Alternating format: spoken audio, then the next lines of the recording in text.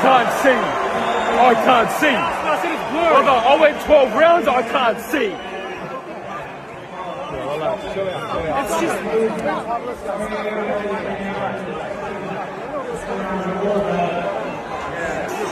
You do it like this, yeah? I can't see. I can't see. Bring that. They say the left hand, it drop mountains.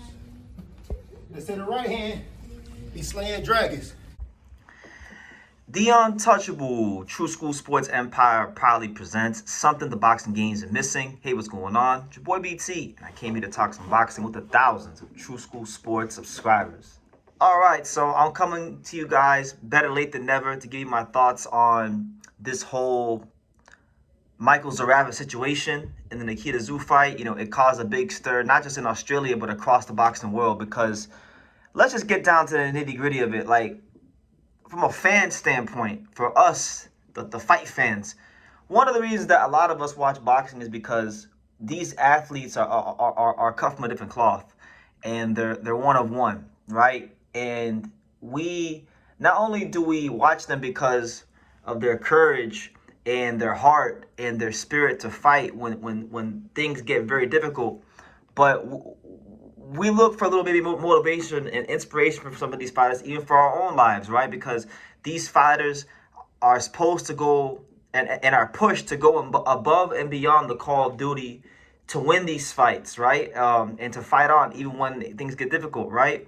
And when a fighter doesn't at least make the attempt to go above and beyond the call of duty, and let's just say a fighter quits in a fight, then it makes it feel like, you know what, well, maybe they're no different than us, right? Us regular, you know, civilized folks. And so then we call into question the fighter's credibility and his heart and things like that. So getting back to what happened in Australia, you know, you had Nikita Tszyu versus Michael Zerafa, a good domestic fight in Australia for the Aussie boxing fans. You know, a fight that really, truthfully, you could say was a good fight on the fringe world level, because, you know, Zerafa has been on the world level. He just never really won that much on the world level. You know, he lost to Arizona Lara. You know, he got put on the stretch by Peter Quillen many years ago. You know, fought Kell Brook, gave him some fits, but really the only world level win he has on his resume is Jeff Horn, and he wound up losing the rematch to Jeff Horn. So he's a guy that really, truthfully, is not a high level world level fighter, but a fringe level, you know, former world title challenger, right? So it was a nice, solid step up in class for Nikita Tszyu. Obviously, this is a big rivalry too, because for those that know, for those that don't know, when Tim Tszyu was a prospect, Tim, you know, Nikita's older brother, when he was a prospect, he was supposed to fight Michael Zerafa. Michael did a whole bunch of this, and then when push came to shove, Michael Zerafa pulled out the fight, and, you know, that was called into question even back then, right? So we go to this fight, and the fight starts off early.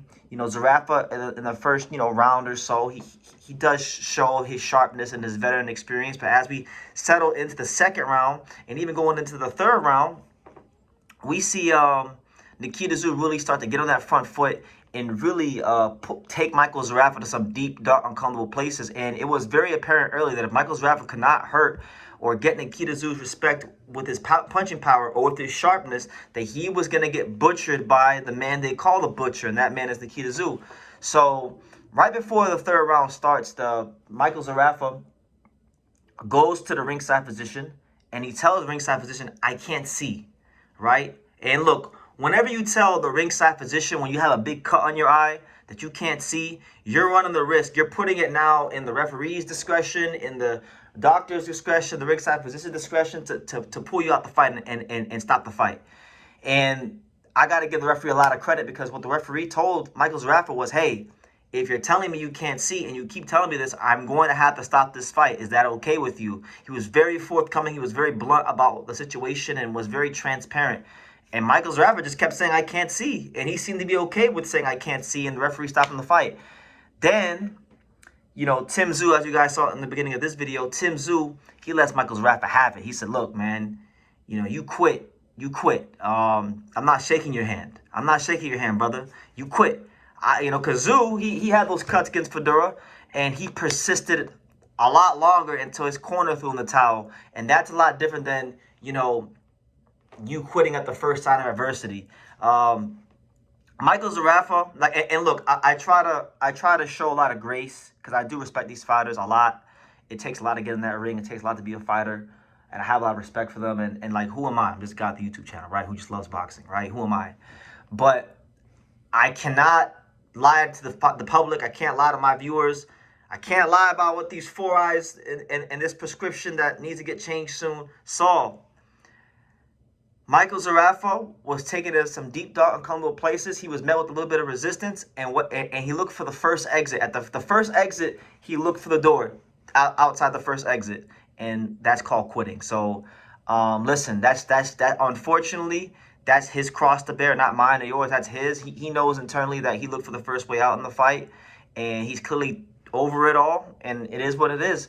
You know, I don't really see how he's going to be able to fight in Australia again, because the Australian public that viewed that fight, that's going to follow him around forever now. That, you know, he quit in the first sign of adversity. So I don't know if there's going to be a rematch. I know he said he wanted a rematch. I know Nikita Tszyu said he wanted a rematch. And mind you, guys, Michael Zerafa hasn't always had the best reputation amongst the Aussie fans. Like, I remember in 2023 when I interviewed Michael Zerafa at the WBA convention when he was over there petitioning for a world title shot that he eventually got against Lara when he got stopped in like 2 or 3 rounds. But I had a chance to meet Michael Zerafa, and when I posted that interview, I remember a lot of the comments were a lot of negative comments from the Australian boxing fans about, like, saying, like, True School BT, why are you interviewing this guy? He's not a real fighter. He's not this. He's not that. And it's like he already had a bad reputation, and this just doesn't do much for him moving forward. So look, man, if that's gonna be it for him, I mean, look, what I'll say is this: Michael Zerafa's a grown man. He's been in, that was his 39th pro fight. He's been on a very high, he's fought on some pretty high levels in boxing.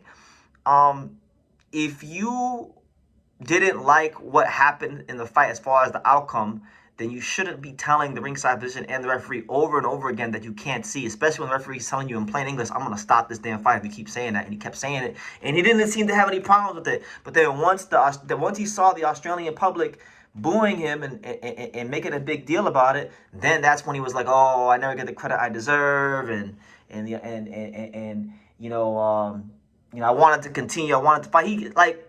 I hate to say it, but he conned. It was an attempted con job of the Aussie public, and really, it's unfortunate for all parties involved, from Nolan at Boxing to Nikita Tszyu, and yeah, like, you know, I don't know where he goes from here. Yeah, like a couple years ago when Tim was on the come up, he did a lot of this. Like, Michael Zerafa did a whole lot of this, and when push came to shove, he pulled out that fight.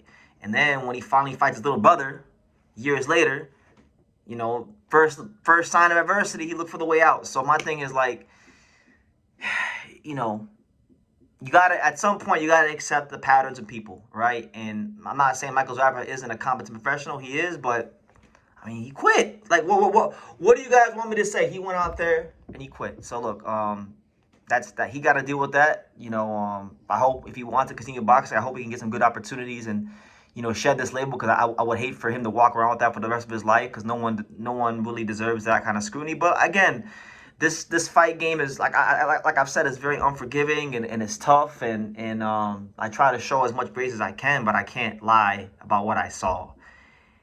Got pressure put on him, and he looked for the first way out. So if I'm the Zeus, if I'm Nikita, I'm moving on. You know, maybe I don't know, like. That might gotta be it for Zerafa, because he's already 33 years old. He's gotten a truckload of opportunities. This was a good opportunity, and he's kind of pissed it away. But again, I'm not judge. Thank God I'm not judge, jury, executioner, because, you know, and thank God nobody's that for me. So I hope Michael Zerafa can clean up this mess he's made. But I don't know. People got long memories, and like I said, I have a long memory from 2023 when I interviewed Zerafa, and I got so much negative comments on beneath the interview. So. Best wishes to him and, you know, his family and everyone around him, and may they comfort him through what's a tough time. But yeah, he quit in the fight, and I think Nikita Tszyu needs to move on. So I'll leave it at that. You guys let me know what you think. Thank you for watching True School Sports. Thank you for watching another video on the untouchable True School Sports empire, the home of boxing. We're on the road to 100,000 subscribers, guys. So help us keep being great. Help us keep pushing out that real boxing content for the fine folks all around the world. And make sure you jab, you hook, you Mike Tyson, you Mayweather that subscribe button. Pops, show them how do they gotta hit the subscribe button. Pop, pop.